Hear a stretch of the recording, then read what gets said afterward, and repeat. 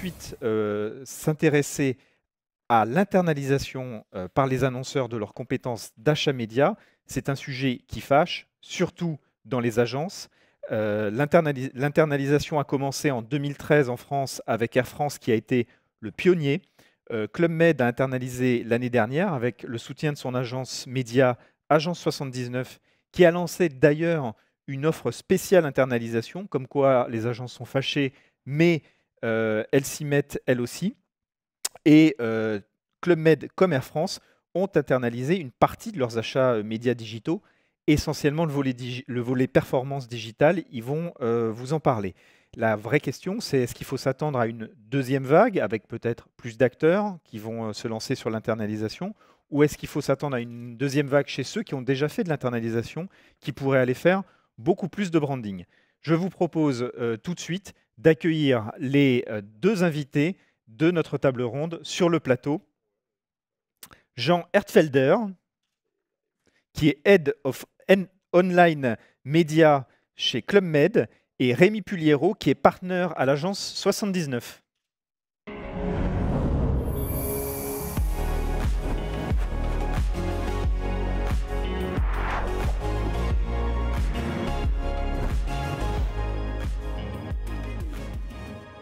Alors, bonjour messieurs. J'ai été très impoli parce qu'il y a aussi Claire Morlon qui est avec nous, mais qui, elle, est en duplex. Bonjour Claire. Bonjour. Alors, je vais commencer avec vous, Claire. Est-ce que l'internalisation s'est avéré un atout ou finalement un problème pendant la période du coronavirus, pendant laquelle les activités d'Air France ont été très fortement impactées, comme on le sait? Oui, effectivement, tous les acteurs du travel ont été très secoués pendant cette crise. Finalement, l'internalisation pour nous en période Covid, ça a été un atout puisque ça nous a permis d'être extrêmement flexibles. Alors, autant au début de la crise, quand il a fallu ajuster notre présence sur les marchés asiatiques, comme un peu plus tard, quand il a fallu au contraire repenser notre stratégie, notre approche sur l'ensemble des marchés internationaux au fur et à mesure des décisions locales qui étaient prises. Et ensuite, on a pu réagir avec beaucoup de précision et de réactivité aux signaux de reprise pour relancer la machine lorsque c'était nécessaire, chose qui n'aurait peut-être pas été forcément possible avec les allers-retours d'une recommandation d'agence. Alors, Jean Hartfelder, vous êtes le patron du média online chez Club Med. Est-ce que vous partagez ce point de vue de Claire? Ben, tout à fait, hein, c'est vrai que l'internalisation, là, comme on l'a vécu dans cette période de crise, ça nous a permis d'être très agiles, sur, la mise en place, l'arrêt des campagnes, la remise en place des campagnes sur, les rebonds. Maintenant, je rajouterais 2 points, ça a aussi, joué sur l'efficacité de nos campagnes. Ça nous a permis de nous adapter très vite sur, le monitoring, sur, les conditions de marché qui ont changé et donc de piloter assez finement nos campagnes, ce qu'on fait tous les jours, mais là, dans une période de crise, c'est encore plus important. Et le deuxième point que je voyais en plus, c'était vraiment au niveau de la motivation des équipes. Le fait d'être en interne, de travailler pour le Club Med et d'avoir vraiment cette vision business en objectif et de partager avec toutes les autres équipes ce moment de crise. C'était vraiment important et je pense que ça nous a aussi motivés à aller plus loin, à être toujours agile, réactif et d'aller vraiment chercher de la performance là où on pouvait en chercher. Rémi, vous êtes partenaire d'une agence média, donc normalement vous devriez fuir l'internalisation. Pourtant, vous avez mis ça en place avec Club Med. Quel regard vous portez aujourd'hui sur l'internalisation de l'achat digital par les grands annonceurs que peuvent être Club Med et Air France? Un regard très positif, très positif. C'est au-delà d'un engouement, je dirais que c'est un réel développement qui se passe dans le marché. Mais je dirais aussi que c'est réservé à un certain type d'annonceurs, hein. Il faut certains prérequis, typiquement avoir les reins solides, une taille critique. Est-ce que c'est un hasard que les deux soient dans le travel, dans le leisure, Non, travel? je pense pas que ce soit un hasard parce Est-ce qu'il que, faut... parce que je pense que justement, c'est des clients qui sont internationaux. Ça va exactement dans le sens de ce que je dis et ils doivent gérer énormément de marchés dans le même temps. Donc centraliser et internaliser, c'est un réel coup d'opportunité qu'ils ont dû évaluer et mettre en place. Et du coup, ça a de nombreux avantages. Ils ont gagné énormément, notamment le club a gagné énormément en productivité, en maîtrise sur l'achat média, en transparence. Et pour nous, les agences, c'est aussi une grosse opportunité de faire évoluer nos métiers en partant vraiment du média pour aller vers le conseil.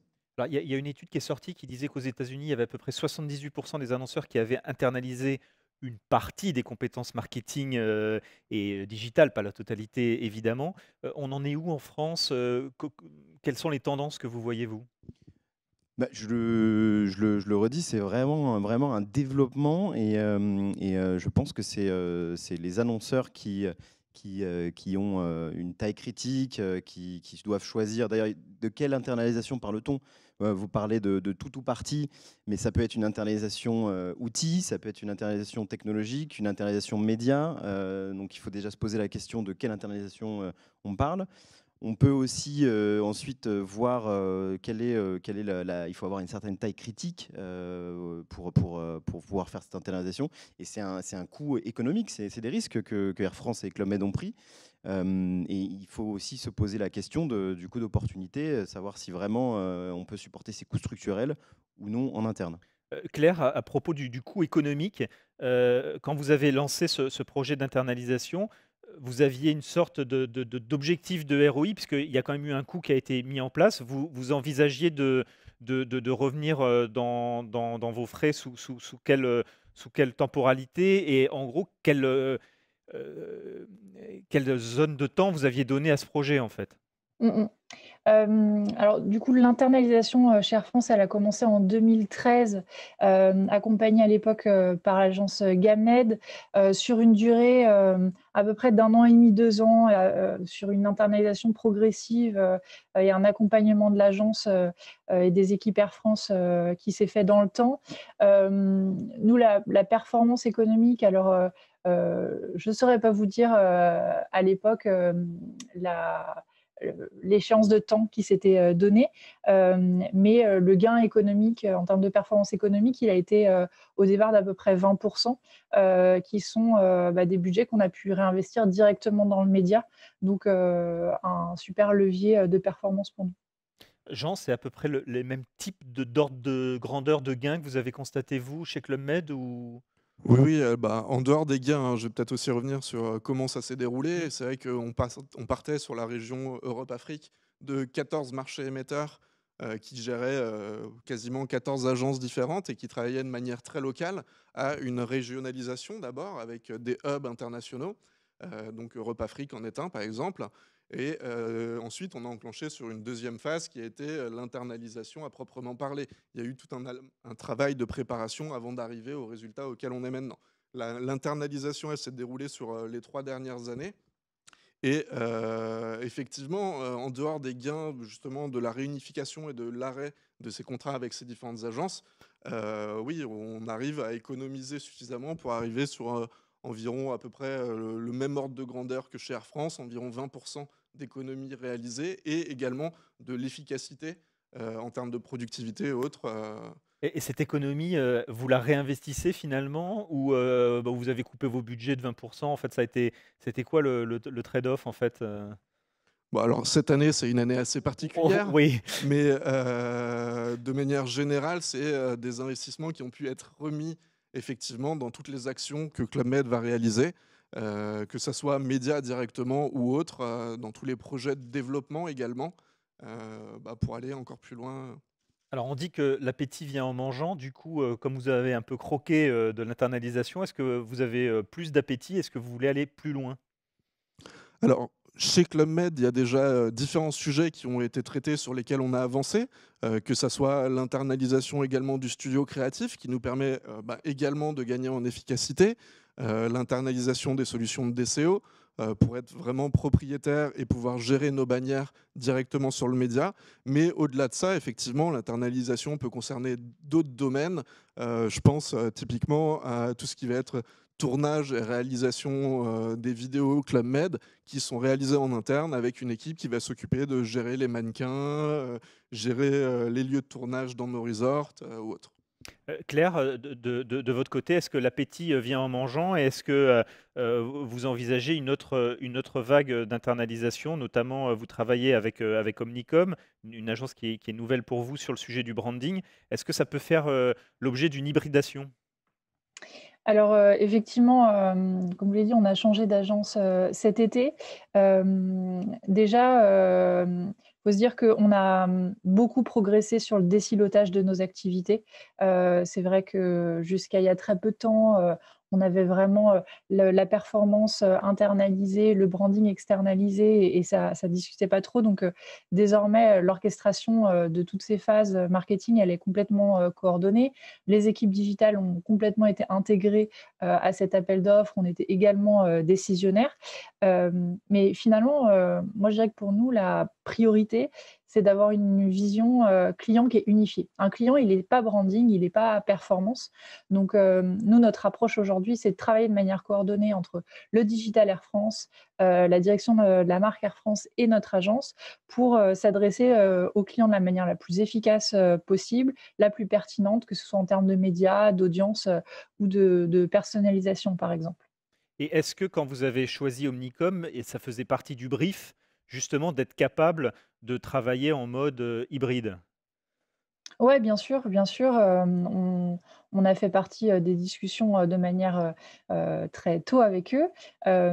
Le fait que la performance était internalisée, c'est quelque chose qui a été, complètement, communiqué, aux agences, et qui a été rechallengé, en interne à cette occasion pour se dire que finalement c'est une formule gagnante parce qu'on est performant économiquement, on est performant opérationnellement et l'idée, c'était qu'on puisse travailler de la manière la plus efficace possible avec cette nouvelle agence, et qu'on se nourrisse en fait mutuellement, pour progresser.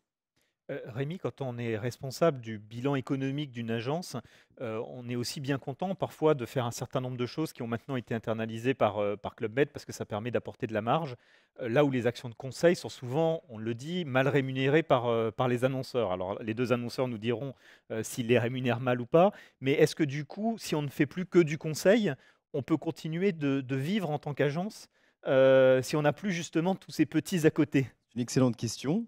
Alors, je tiens à rappeler qu'on on garde quand même une proposition de valeur qui est vraiment full stack, hein, puisque tous les annonceurs, je le rappelle, ne peuvent pas faire ce mouvement stratégique comme l'ont fait Club Med Air France. Mais effectivement, nous, ça nous ramène vraiment sur le cœur de métier de l'agence, qui est la stratégie média.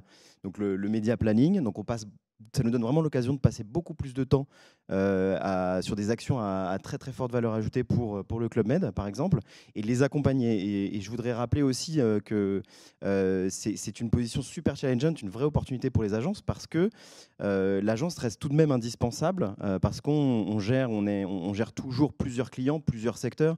À l'agence 79, on a le PMU, on a la banque des territoires.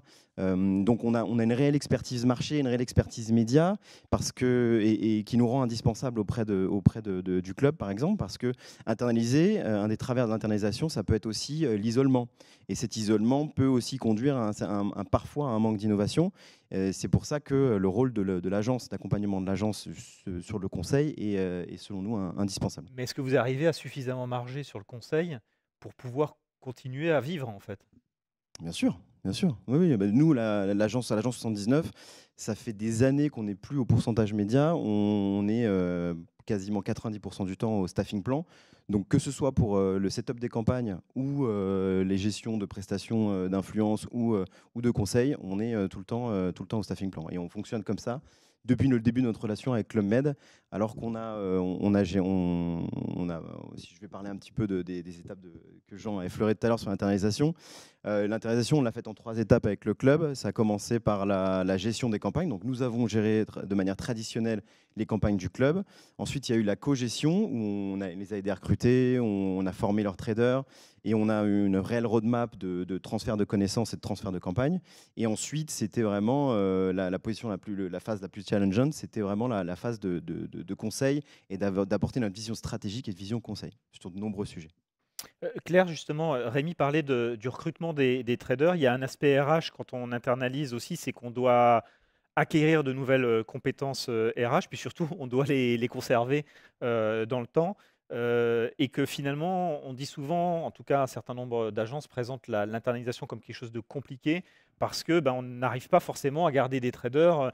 Quand on est Air France, on ne va pas proposer aux traders d'aller bosser, d'aller faire pilote d'avion, ça c'est pas possible. Donc comment est-ce qu'on fait pour fidéliser les traders dans ces conditions-là?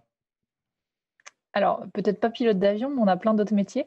Et encore, vous seriez surpris, hein, on peut devenir pilote d'avion après bien des années, à effectuer un autre métier chez Air France. Je pense que, bon, d'abord, la chance qu'on a, c'est que Air France, ça reste un employeur qui est quand même, très attractif. On a un contexte international, on communique sur plus de 140 marchés. On est un des premiers e-commerçants, français, en chiffre d'affaires, donc il y a de l'activité. Donc ça, pour n'importe quel, je pense, marketeur aujourd'hui, on reste un annonceur attractif. Ensuite, nous, il faut savoir qu'on a une dynamique, on a une démarche de mobilité interne très dynamique. Donc, un trader qui viendrait chez Air France pour sa première expérience professionnelle, on peut lui proposer bien d'autres choses après, découvrir d'autres canaux marketing, découvrir d'autres postes sur le digital. Mais également, on a plein d'autres métiers chez Air France qui ont comme base de travail ou comme compétences nécessaires la notion d'optimiser un revenu, un programme de vol. Donc, je pense à nos équipes du revenu management pricing, aux équipes du programme. Tout ça, c'est des métiers qu'on peut faire découvrir à un média trader qui aurait envie de découvrir d'autres métiers chez Air France et qui vont mobiliser le même type de compétences. Est-ce que vous avez certains média traders justement qui ont déjà franchi le pas et qui ont changé de service? Ouais, bien sûr, Trois dans nos exemples. dernières mobilités, internes, on a un média trader qui est parti, par exemple, au sein de notre direction, expérience client et qui s'occupe aujourd'hui de concevoir, le produit vol, sur moyen courrier. Donc, qu'est-ce que vous allez, manger à bord? À quoi va ressembler le siège et cetera. Donc un métier, complètement, différent qu'il, je crois, est ravi de découvrir aujourd'hui. Donc, comme quoi il y a des parcours, qui peuvent être, super intéressants. Claire, alors je ne sais pas si c'est à l'occasion de votre changement d'agence, mais il y a eu quelques rumeurs qui ont circulé sur le marché comme quoi vous envisagiez éventuellement de remettre en cause l'internalisation. Alors info ou intox? Intox, forcément la question elle s'est posée, au moment où on change d'agence, se pose toujours, la question en interne de définir un scope. Hem, la performance économique de la nouvelle agence, faisait partie, des objectifs, chez nous, en interne et donc c'est naturellement la poser la question, est-ce qu'on doit donner à cette nouvelle agence, les opérations, médias, performance qui étaient internalisées jusque-là? Donc on a refait l'exercice, on a refait le business case, on s'est rechallengé en interne pour savoir si ça valait, «toujours le coup» entre guillemets. Donc la réponse elle a été plus que positive. On a re-signé, puisqu'on est performant économiquement, on est performant opérationnellement comme je le disais tout à l'heure. Et finalement, la crise justement du covid, nous l'a prouvé, ça nous a apporté beaucoup de flexibilité, et c'était, le modèle, qui nous a permis, de traverser cette crise, d'un point de vue, marketing et médias avec, je pense, pas mal de souplesse. Donc complètement intox. Jean, une question la façon dont vous avez fonctionné. Comment évolue votre relation avec Agence 79 depuis que vous avez mis en place l'internalisation? Il y a eu un certain nombre d'étapes, mais comment ça évolue aujourd'hui? Puis quelles sont les étapes de l'année prochaine? Ben, là où on attend vraiment Agence 79, c'est vraiment pour nous accompagner sur cet aspect stratégique, d'être connecté au marché. C'est vrai que l'internalisation fait que ben, on est une équipe online média qui est peut-être un petit peu isolée, bien qu'on ait énormément de partenaires et qu'on travaille avec eux pour se tenir au courant. Agence 79 a ce rôle un petit peu plus global de nous donner de la vision sur ce qui se fait, sur quelles sont les innovations, sur comment développer nos activités et vers où aller dans les prochains temps. Et c'est ce qu'on essaye de travailler pour l'année prochaine. Rémi, je vais vous faire ce qu'on fait toujours aux agences médias. Vous avez 1 minute 30 pour nous donner le futur de l'internalisation sur les 5 prochaines années. Très bien. Top. Challenge accepted. Sur le marché dans 5 ans, disons que les précurseurs auront vraiment eu raison de débuter tôt. Je pense vraiment à Air France et Club Med. Donc côté agence, je pense qu'il y aura de plus en plus d'annonceurs. Pardon, côté annonceur, je pense qu'il y aura de plus en plus d'annonceurs sur le marché qui auront internalisé, qui seront mieux équipés, mieux outillés. Encore une fois, ça reste réservé à certains annonceurs qui ont vraiment une dimension sur plusieurs marchés, les reins solides, et surtout un intérêt business à le réaliser, et un coût d'opportunité, comme je le disais tout à l'heure. Et côté agence, je pense qu'effectivement, dans le futur, il y aura de plus en plus de cellules qui auront pour vocation dans les agences médias pour accompagner les annonceurs qui auront internalisé. Donc des cellules typiquement vraiment conseil, un peu comme les cabinets de conseil digitaux qu'on connaît et qui ont fleuri à l'heure actuelle, mais à l'intérieur des agences médias, et ça pourra accompagner les annonceurs. Et du coup, nous, c'est riche de cette expérience avec le club qu'on a monté en interne, notre produit Home, qui a pour vocation d'accompagner sur tout partie d'une internalisation, de faire des formations, d'envoyer des gens en régie. C'est ce qu'on a fait pendant 1 an à raison d'1 jour par semaine au Club Med, pour s'assurer que justement cette phase 3 se déroule bien.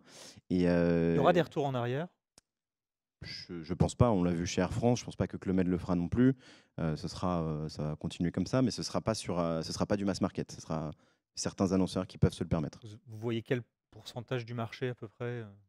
Compliqué à dire. Compliqué à dire.